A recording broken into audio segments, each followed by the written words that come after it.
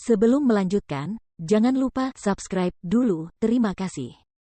Bab 7, melarikan diri dari lautan penderitaan. Terima kasih kepada pemimpin api kemanusiaan atas hadiahnya. Lu Ye tidak tahu seberapa tinggi tingkat kultivasi Zhou Cheng, tapi dia pasti jauh lebih kuat darinya. Bahkan jika Zhou Cheng terluka, itu bukanlah sesuatu yang bisa ditangani oleh biksu seperti dia dengan santai. Pembunuhan hanya dapat dilakukan dengan bantuan cara yang sesuai, dan ketajaman adalah cara Lu Ye. Ketika dia tidak melakukan apapun sebelumnya, dia telah bereksperimen. Pola spiritual yang tajam tidak hanya dapat diberkati di telapak tangannya, tetapi juga dapat diberkati pada senjata, dan itu lebih efektif. Cahaya yang mekar pada saat itu membuat Zhou Cheng kehilangan akal sehatnya. Dia tidak tahu kapan Lu Ye menjadi biksu. Kedua pedang itu bertabrakan dan terdengar bunyi klik yang tajam. Zhou Cheng terkejut saat mengetahui bahwa pedang panjangnya terpotong menjadi dua. Hal ini membuatnya sangat ketakutan. Saat melawan musuh, senjatanya dipatahkan terlebih dahulu, yang tidak diragukan lagi merupakan pukulan yang sangat besar. Saat Zhou Cheng terkejut, pedang kedua Lu Ye telah tiba. Setelah memotong pedang Zhou Cheng, dia segera mengangkat pedangnya dan menyerang leher Zhou Cheng. Dia tidak tahu ilmu pedang apapun, dan dia tidak menguasai gerakan misterius apapun. Dia hanya bisa menggunakan teknik pemotongan yang paling sederhana. Jiwa Zhou Cheng yang mati semuanya telah hilang. Mereka terlalu dekat satu sama lain saat ini. Sudah terlambat untuk mundur. Dia hanya bisa menggunakan sisa kekuatan spiritualnya untuk melindungi tubuhnya dengan seluruh kekuatannya. Dia bisa melawan Lu Ye.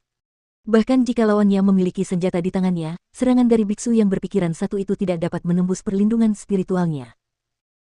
Namun, kenyataannya, ketika pedang panjang itu jatuh, energi spiritual pelindung Zhou Cheng tidak memberikan efek yang diinginkan. Pedang panjang itu pertama-tama menembus lapisan pelindung, dan kemudian menebas langsung ke leher Zhou Cheng. Suara senjata tajam memasuki daging terdengar, dan Lu Ye merasakan beberapa tetes darah hangat disiramkan ke wajahnya. Bajingan! Zhou Cheng sangat marah. Tanpa diduga, dia terluka seperti ini oleh Lu Ye, seorang budak tambang. Namun, Lu Ye telah melepaskan pedangnya dan berlari lebih jauh ke dalam tambang tanpa menoleh ke belakang. Terdengar suara Zhou Cheng mengejarnya dari belakang, dan Lu Ye berlari lebih cepat. Lambat laun, dia merasa tidak ada suara di belakangnya, lalu dia berhenti. Setelah menunggu beberapa saat, dia berbalik dan kembali. Dalam perjalanan, dia melihat Zhou Cheng menjatuhkan dirinya ke tanah mereka padanya. Zhou Cheng tidak bereaksi sama sekali. Dia dengan berani melangkah maju dan datang ke sisi Zhou Cheng. Dia melihat ke bawah dan melihat banyak darah menodai tanah di bawah tubuh Zhou Cheng. Pedang panjang itu masih tertancap di lehernya, dan sudah lama tidak bernyawa. Meskipun pedang kedua Lu Ye tidak langsung membunuh Zhou Cheng, namun tetap memotong sebagian besar leher lawannya. Pertarungan putus asa berakhir dengan kemenangan Lu Ye. Dia menghela nafas panjang dan menjadi lebih sadar akan bahaya dunia ini. Dia melangkah maju, meraih gagang pedangnya, dan hendak mencabutnya ketika dia melihat sesuatu yang tidak biasa dari sudut matanya. Saat dia melihat ke atas, seluruh tubuhnya terasa dingin.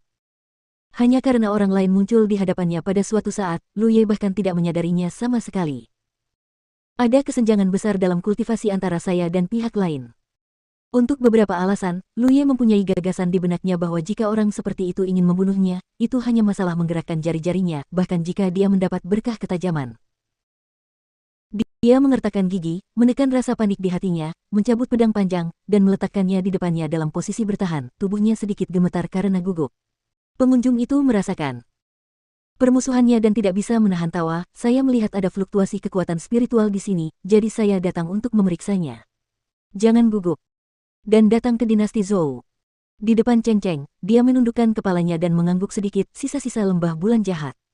Lalu dia menatap Lu Ye, kamu berasal dari murid mana? Jarak mereka hanya 10 kaki satu sama lain, dan Lu Ye dapat melihat dengan jelas penampilan orang yang datang. Dia adalah seorang lelaki tua dengan kulit kemerahan jenis keintiman yang tak terlukiskan.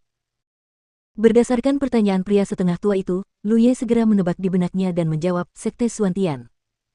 Tahun lalu. Ya, Lu Ye memberikan jawaban tegas. Orang tua itu tidak bisa menahan diri untuk tidak memandangnya dari atas ke bawah, jadi, Anda adalah budak pertambangan yang ditangkap. Ya.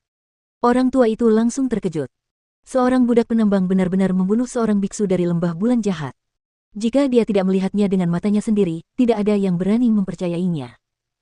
Berapa tingkat kultivasimu? Orang tua itu bertanya lagi. Itu terbuka. Lu Ye menjawab, menyadari arti kata-kata lelaki tua itu, dia berinisiatif untuk menjelaskan, dia terluka, aku menyerangnya secara diam-diam. Sedikit berani. Orang tua, apakah kamu dari aliansi Haotian? Meskipun Luye sudah menebak di benaknya, hal semacam ini masih harus dikonfirmasi. Orang tua itu mengulurkan tangannya untuk mengelus janggutnya. Ya, saya dari aliansi Haotian. Luye sangat gembira. Tampaknya seperti yang telah dikhawatirkan oleh manajer yang sebelumnya, aliansi Haotian akan datang, dan lembah Xieyue bisa sama sekali tidak mempertahankan tambang ini. Hal ini terlihat dari fakta bahwa lelaki tua itu telah memasuki tambang. Sekarang saya khawatir aliansi Haotian bertanggung jawab atas pertambangan. Adapun apakah lelaki tua itu berbohong padanya, tidak perlu sama sekali. Perbedaan kekuatan di antara mereka terlalu besar. Jika dia benar-benar ingin menyakitinya, dia akan membunuhnya dengan satu telapak tangannya. Tolong minta ayah mertuaku untuk menyelamatkanku dari lautan kesengsaraan. Luye berkata cepat. Dia ingin meninggalkan terowongan tambang, tetapi dia tidak tahu apakah dia akan menghadapi bahaya di sepanjang jalan. Setelah akhirnya bertemu dengan ahli senior, dia secara alami memeluk pahanya dan menggunakannya sebagai liontin untuk menstabilkannya. Orang tua itu mengangguk dan berkata, kalau begitu ikuti aku. Aku akan keluar.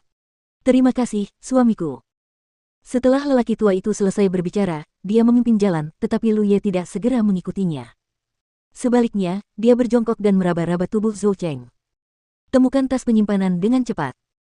Pada dasarnya setiap biksu memiliki tas penyimpanan, dan sepertinya harganya tidak terlalu mahal. Luye sedang dalam suasana hati yang gembira dan berlari untuk mengimbangi lelaki tua itu. Orang tua itu meliriknya dan mengulurkan tangannya sambil tersenyum, bawa ke sini. Luye merasa seperti baru saja memakan lalat, tapi mengingat situasi yang ada, dia dengan patuh menyerahkan tas penyimpanannya. Orang tua itu mengambil tas penyimpanan, mengulurkan tangannya dan menyentuh mulut tas, dan seberkas cahaya melintas. Tepat ketika Luye mengutuk dalam hatinya, lelaki tua itu melemparkan tas penyimpanannya kembali. Saya menerima botol pil Dragon Tiger ini sambil tersenyum. Barang ini adalah suplemen yang bagus.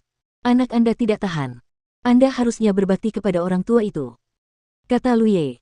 Kamu memegang tas penyimpanan yang dilemparkan kembali dengan kedua tangan. Baru kemudian dia menyadari bahwa mereka tidak mencoba mencuri pialanya, tetapi mereka tahu bahwa dia lemah dalam budidaya dan tidak bisa membuka kunci terlarang di tas penyimpanan, jadi dia membantunya dengan santai. Orang tua ini adalah orang yang baik. Luye berpikir demikian dalam hatinya dan mengucapkan terima kasih banyak. Dia merasa bahagia lagi.